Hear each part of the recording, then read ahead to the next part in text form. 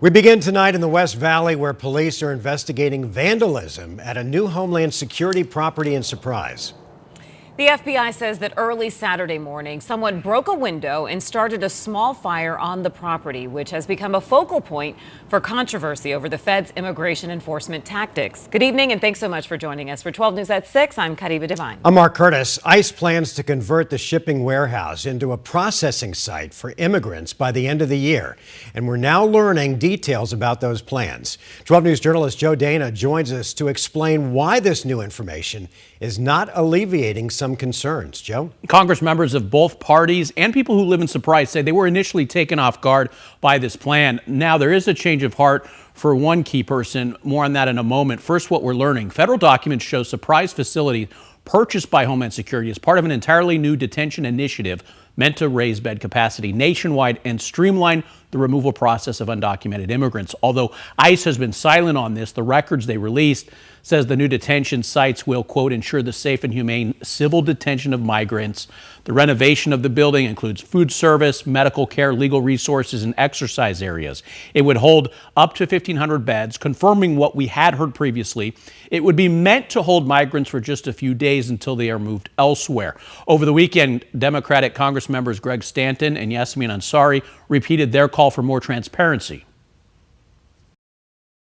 They didn't talk to the families that live within a short distance from this facility. They didn't talk to the school district, which will inevitably be impacted by this.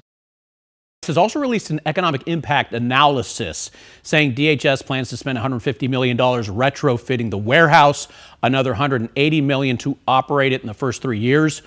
They say the ripple effect of construction will support jobs and tax revenue. For his part, Republican Congressman Paul Gosar has backed off criticism, saying he appreciates Homeland Secretary Kristi Noem's response to his concerns, and he believes the project will be carried out responsibly and securely.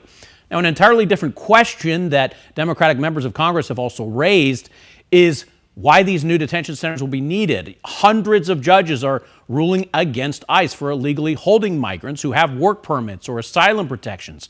But ICE is detaining them anyways, often for months. And as we reported last week, one Phoenix man was held nearly 6 months, even though he had gone to court, obtained temporary legal status in 2024. When you consider detainment, the federal government spent roughly $23,000 based on averages only to release him again. And now he awaits a new court date, and we're in the same situation that he was in previously. Yeah, and Joe, what about concerns with water, traffic, and power for this Surprise facility? Yeah, residents have raised those concerns at protests. The documents say that a survey was conducting and an engineering review.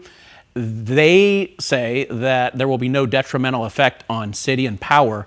The document also makes a reference to a national environmental survey, though it does not include that survey in this report. So there's still some questions about details. All right, Joe, thanks.